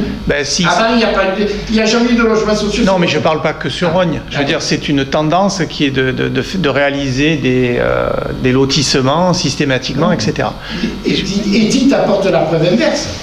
Eti va réaliser sur les 10 000 mètres un espace, justement pour les nouveaux habitants, où il n'y aura pas de construction. Non, mais je parle des logements sociaux. Il y a aussi une dimension sociale dans ce projet, en fait. Non, mais complètement. Ça s'urbanise de plus en plus. On n'a pas forcément d'espace pour notamment les enfants, pour les personnes qui ont des difficultés à se déplacer. En fait, à Rognes, il y a beaucoup de nature, mais il n'y a pas d'endroit, quand on a du mal à se déplacer, quand on a une poussette, un endroit de nature où on puisse aller se ressourcer tout simplement, qui soit accessible. Ça n'existe pas sur Rognes. Et il y a vraiment, dans ce projet, il y a aussi une dimension sociale parce que voilà, ce sera un espace pour tous, qui manque ici à Rognes, je trouve. Oui. Non, mais ça, As-tu d'autres observations ou on passe la parole à Jean-Maurice? On passe la parole à Jean-Maurice. Allez, Jean-Maurice, merci pour ton intervention, Jean-François. Merci, monsieur le maire. Je voudrais, en préambule, avant de parler du débat, de grâce, arrêtez de justifier votre inaction ou action publique ou politique du fait qu'on ait fait partie de votre équipe. Je rappelle, pour ceux qui l'ont oublié, qu'on est parti, et j'ai fait partie des premiers, heureusement, j'allais dire, en 2018, parce qu'on n'était pas d'accord du tout dans votre gestion communale. Donc, de grâce, arrêtez de parler de cet élément-là, qui ne justifie en rien aux capacités d'investissement de la commune ou de fonctionnement sur les projets qui sont édités ce soir. Alors, moi je disais, dans tous les villages de France, le débat d'orientation budgétaire, il a un intérêt, c'est renforcer la démocratie participative. Il a, au sein du Conseil, délibéré sur les projets, les priorités, les projets et la situation financière du village. Sur ça, Madame la Adjointe, vous l'avez très bien expliqué. On voit beaucoup de chiffres macroéconomiques en début du rapport. C'est très bien, d'ailleurs. Là où on est un peu plus sceptique, c'est qu'on voit, et il faut attendre la page 29, les opérations qui sont proposées sur les 3 prochaines années. Bien sûr que les conseils sont faciles à donner, je vais les donner quand même, mais il aurait été, à mon avis, plus pratique et plus intéressant ce soir de présenter sur une table, sous forme de tableau, les 11 projets que vous avez préparés pour une valeur de 10 millions d'euros, et je crois que ça, c'est pas...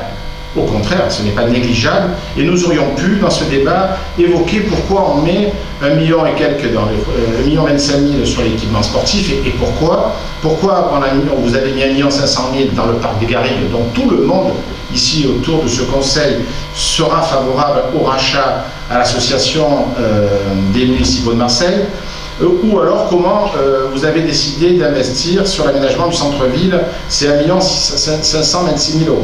Je pense que ça, effectivement, ça nous aurait permis d'être plus dans les détails et plus dans la On n'est pas dans les détails, c'est là où vous vous trompez. Nous sommes dans des orientations budgétaires. Nous, on vous a dit ce qu'on voulait faire.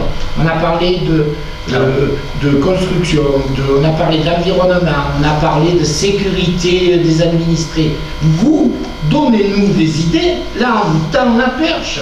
Et je vous dis, on les intégrera peut-être dans le budget de cette année. Alors, voilà, ne revenez pas aussi. Non, mais pour qu'il y ait débat, il faut qu'il y ait une présentation de vos opérations. Et que nous, là, on a passé 5 minutes sur la page 29. Non, mais il y a 10 millions d'euros. Jean-Maurice, juste... On a répondu à toutes les questions. Si tu as une autre, je réponds. Jeff, ce que tu nous demandes de faire, c'est très bien, mais ça ne se fait pas au moment d'un conseil municipal. Ça veut dire qu'il faut qu'il y ait une commission, il y a eu une initiative qui était très bien. Présentation du projet, par exemple, nouveau, dans des projets nouveaux. Après, il y a des projets qui ne sont pas suffisamment... Non, mais on ne peut pas vous faire des propositions sans qu'il y ait eu des commissions, sans qu'on sache où est-ce que vous voulez aller, etc. Enfin, je veux dire, ça dépasse l'entendement, ce que vous dites. Mais non, mais il n'y a pas de commission. On ne peut pas discuter. Il n'y a pas de discussion possible. Excuse-moi. Alors, pour revenir sur l'analyse que le groupe Rognes Ensemble a pu faire, Donc le chiffrage sommaire que vous nous avez donné par opération, acte, on prend la décision. Il y a un certain nombre d'éléments sur lesquels on voulait avoir des propositions, enfin vous faire des propositions et sur lesquels on a des questionnements.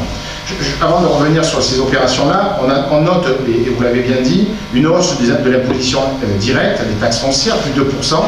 Je trouve que c'est contraire aux promesses de campagne que vous avez faites il y a à peine 6 mois, même si c'est pour les 78 000 € par an que ça rapportera. 75 € pour une villa de 240 mètres carrés. C'était comme 10%, ça faisait gagner 150 €, hein, mais ça vous a fait gagner les élections en 2014.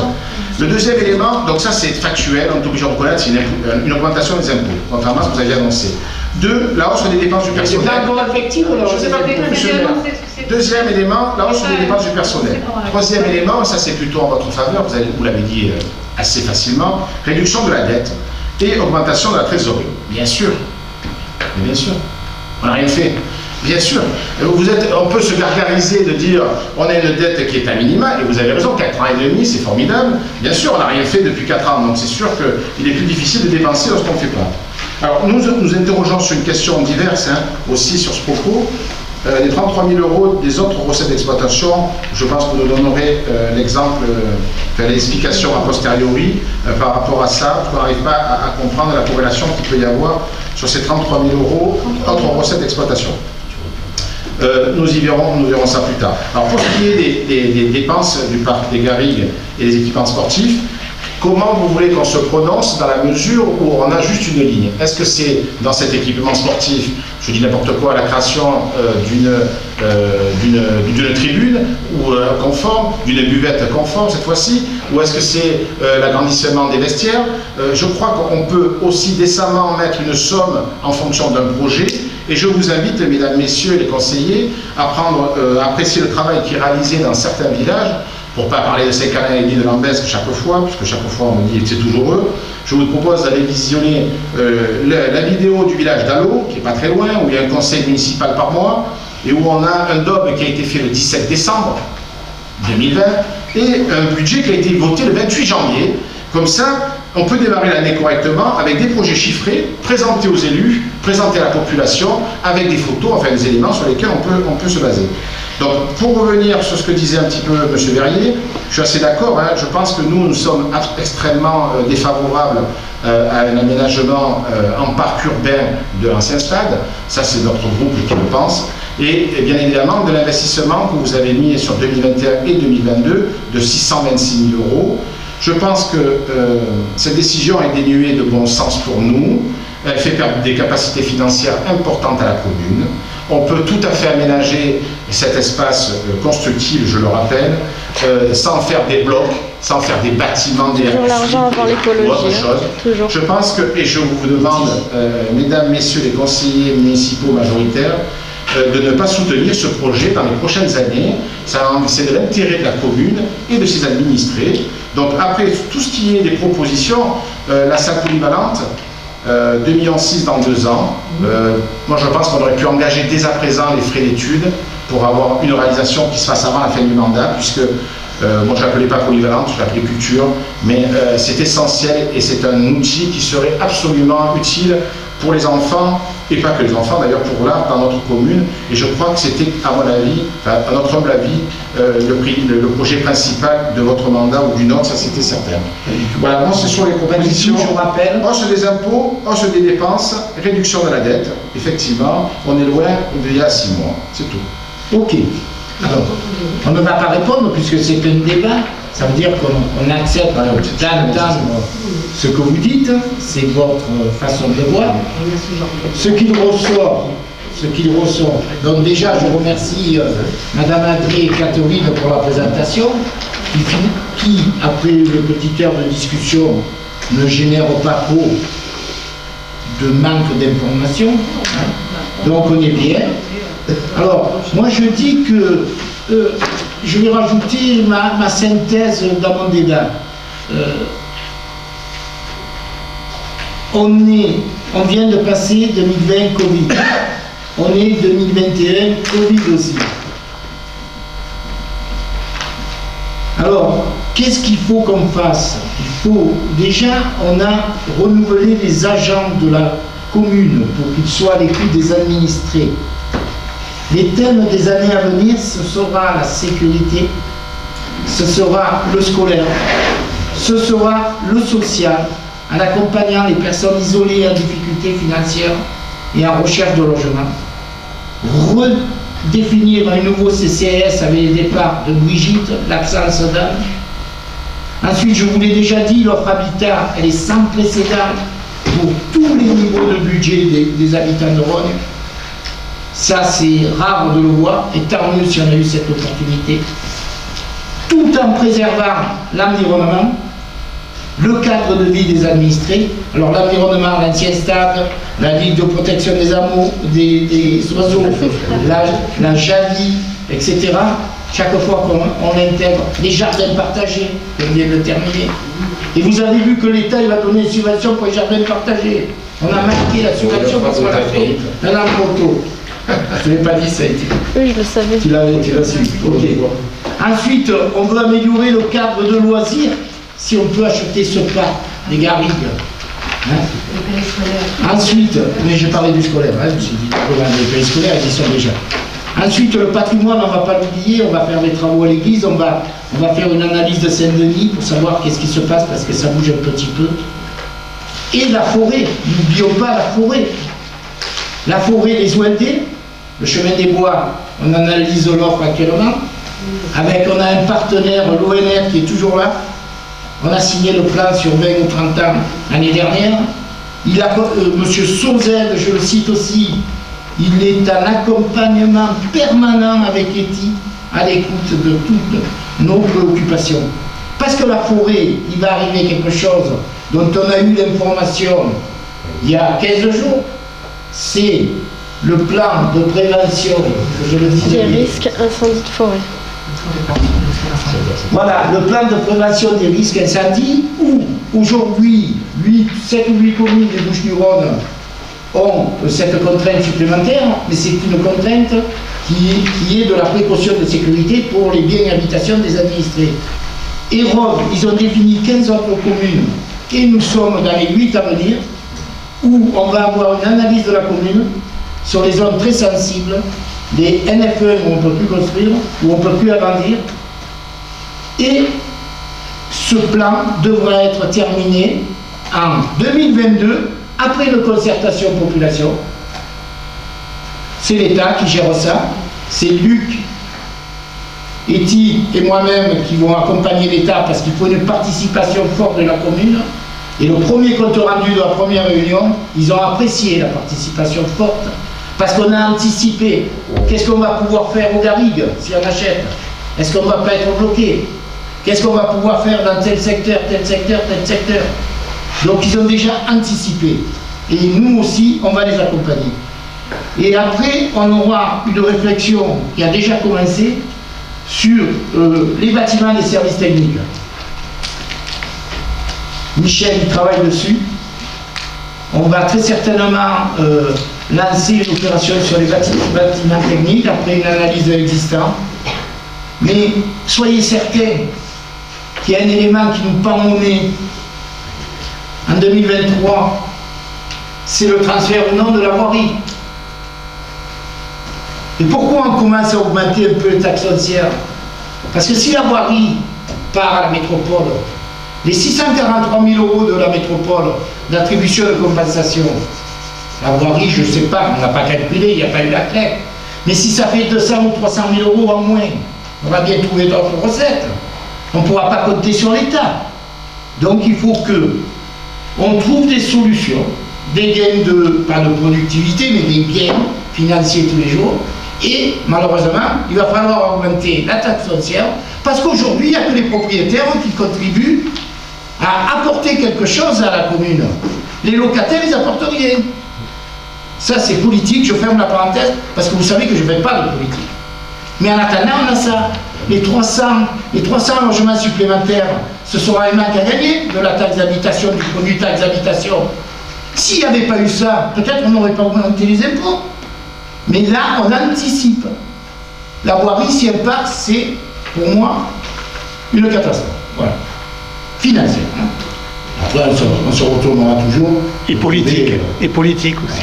Ah, politique, ça, il n'y a plus de politique. On ne parle pas politique ici. Bon, je vous remercie d'avoir contribué. J'espère que Catherine a répondu à des interrogations que vous avez. Luc reviendra dans notre conseil sur tout le suivi de la forêt avec Eti.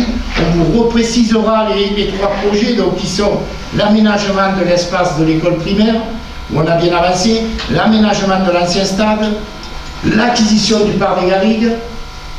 On a repris bien entendu l'aménagement du stade avec la création de vestiaires, les voiries autour, les parcs aménagés, c'est Christophe qui travaille dessus.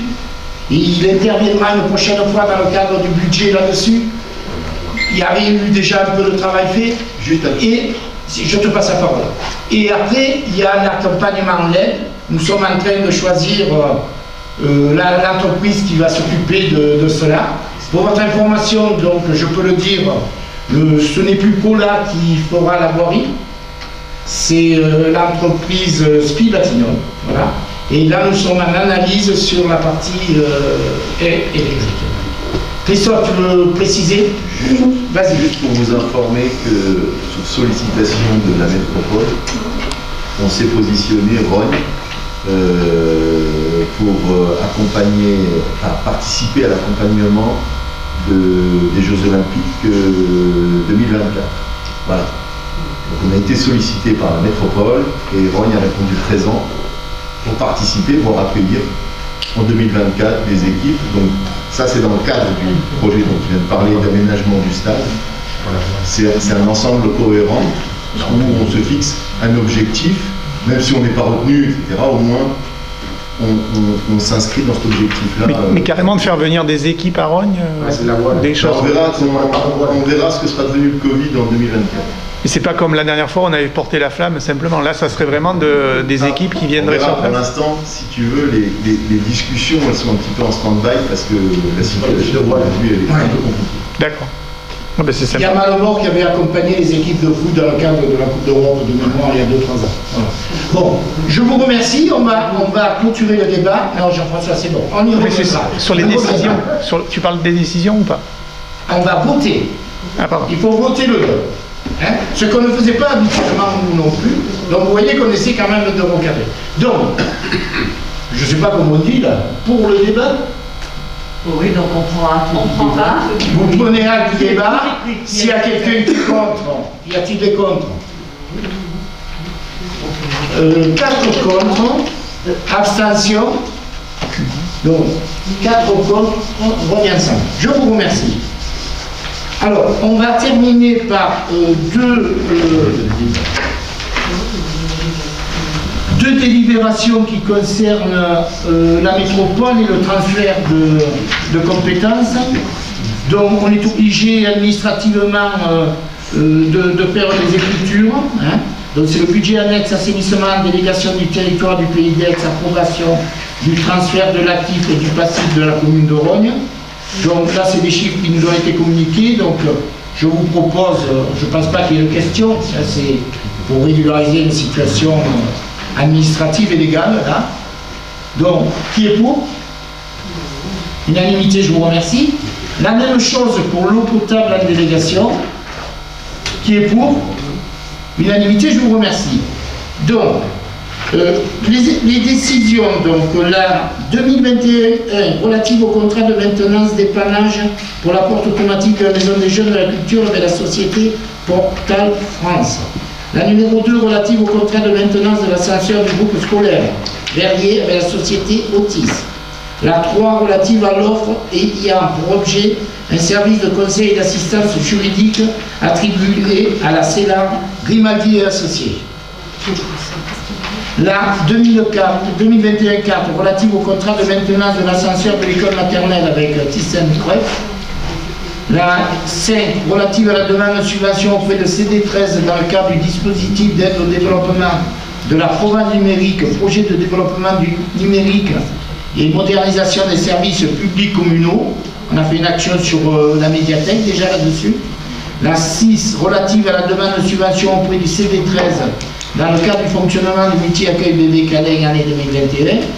La 7 relative à l'offre concernant la réalisation des essais de garantie sur la nouvelle station d'épuration par la société JCM Environnement à la demande de la métropole. Nous avons fait cette réalisation d'essais supplémentaires.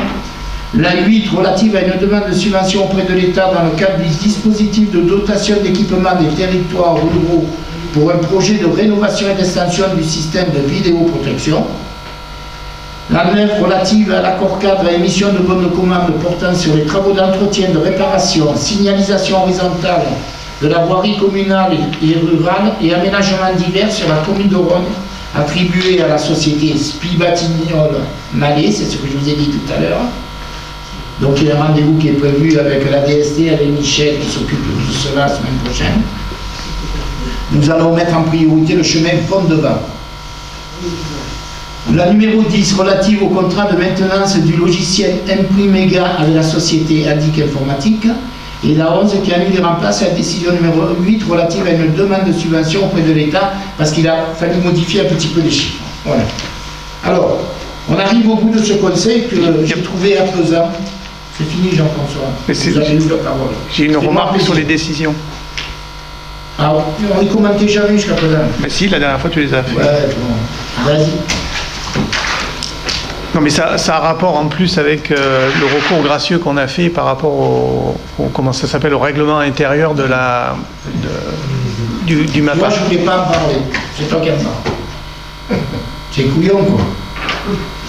On va perdre 2 mois pour répondre à des questions. Qu'est-ce que vous voulez? Alors, et on validera les délibérations qu'on a prises. La question. Non, est-ce que vous voulez changer ça ou pas? Qu'est-ce qu'on veut faire? Est-ce que vous voulez changer? Si on a fait un recours gracieux, je vais prendre le temps de l'analyser et d'y répondre dans le délai de 2 mois. Tu vois, ce soir, on était positif, j'allais terminer comme ça. Donc, ça, tu as fait une action, tu as le droit de faire une action, mais ne parlons pas ce soir que c'est positif. Voilà. Alors, moi, je voulais vous remercier pour enfin un conseil qui se tient dans des conditions correctes. Vous avez votre temps de parole. Si c'est 5, si c'est 6, c'est 7 minutes, vous l'avez. Il y a des communes où ça tape sur la table et c'est fini. Donc, on fait preuve d'ouverture. Maintenant, on va vous relancer la chose. Faites preuve un peu de concession. Voilà. Alors, je termine sur l'actualité. Bon, l'actualité, on en a parlé. Je voulais vous parler du 3e PM. Le 4e va arriver, je vous l'ai dit. Je voulais quand même évoquer avec vous le Covid et je tenais à remercier Annick, où elle est Annick qui se déplace de centre de vaccination en centre de vaccination pour essayer de trouver des solutions pour les 5 ou 6 personnes isolées de Rhodes qui nous ont fait la demande il y a 1 mois et demi à peu près. Et ce matin, le centre d'Aix, Doctolib Aix, a réouvert les rendez-vous. Et il y a un couple qui a pu s'inscrire. Voilà. Et ce soir aussi. Et ce soir aussi? Parfait. Donc, ça se débloque. Après, on ne va pas commenter, c'est bien, c'est pas bien. Jusqu'à présent, c'était complètement bloqué. J'ai eu un docteur, mon docteur, pour ne pas le citer, le docteur Maillan, qui recherche activement des personnes entre 50 et 65 ans pour le vaccin, aidez-moi. AstraZeneca. Il ne va pas en trouver. Hein. Il ne va pas trouver beaucoup. C'est une erreur. Eh bien, je vais vous faire le scoop, je ne comptais pas le dire. Tu t'es fait vacciner? Je suis un des premiers à y aller demain à 17h30. Voilà. Et moi, si j'étais toi, j'irais pas, j'ai fait, mais bon. Il faut y aller. C'est grave de dire ça en conseil alors que c'est filmé. Alors, je termine. Ah oui, Alors, ce qui est bien, c'est que il y a une reprise des rendez-vous pour les vaccins. Donc, s'il y a des personnes isolées qu'on a oubliées, je ne pense pas, il faut le signaler à Annick et au CCAS. Pour l'instant, on n'a pas de cas graves sur Rognes, mais on a des cas régulièrement toutes les semaines. Donc soyez prudents. Pour revenir sur l'AstraZeneca, franchement, il faut y aller. Pour la simple raison que tous les soirs, lorsque je bosse, on regarde un petit peu ce qui se passe aux urgences et on se rend compte que la moyenne d'âge qui a été vaccinée devient pratiquement plus. Et que le niveau d'âge a baissé et que les derniers jours, c'était plutôt des 55, 69, 70. Donc il faut y aller se faire vacciner, je vous assure, ça va baisser le niveau de ce Covid et peut-être on va progressivement récupérer une vie normale et surtout éviter tous les cas hyper graves. Voilà, c'est tout ce que j'ai à vous dire. Et d'autre part, les effets secondaires de l'AstraZeneca, dont on parle et reparle en permanence, c'est des effets secondaires de n'importe quel vaccin. Et plus on est jeune, à la limite, plus ils sont violents, puisque ça bouscule un peu le système immunitaire. Et il faut se souvenir, enfin moi personnellement, je me souviens quand j'étais beaucoup plus jeune, que je me faisais vacciner contre la grippe, effectivement, j'avais 24 heures où je restais au lit. Donc là, l'AstraZeneca, c'est les mêmes effets secondaires que les vaccins de la grippe chez les gens. Enfin voilà, bon. Et quand on est un peu plus âgé, entre 50 et 65 ans, on risque moins de... Bon, vous aurez le test sur votre main. Voilà. Alors, après, je comptais vous parler du plan de prévention de la forêt, on en a déjà parlé. Je voulais vous parler que normalement, le projet de l'ancien CAP doit démarrer au mois de mai, on en a parlé. Je voulais vous parler des logements sociaux où je vous ai dit qu'il y a un logement qui est en priorité préfecture, le reste est à notre main et c'est des gens de Rogne. Par contre, dimanche, un moment tout gentil du CCAS, la fête des grands-mères. Donc ça se passera dans la cour de la médiathèque en plein air. Si j'ai bien compris, malheureusement, la fête de la chèvre ne va pas se tenir. Je n'ai pas eu confirmation, mais j'ai beaucoup de rumeurs en ce sens. En ce qui nous concerne, nous, la fête du printemps du 18 avril, nous avons eu l'accord de la préfecture pour la réaliser, avec ce qui se passait il y a une dizaine de jours. Si ça se durcit, je ne sais pas qu'est-ce qui va se passer. Je voulais vous dire à bientôt pour le vote du compte administratif et du budget. Et je voudrais terminer par une pensée pour les commerces fermés, en espérant qu'en avril, ça reparte du bon pied. Voilà. Bonne soirée, prenez soin de vous. Merci.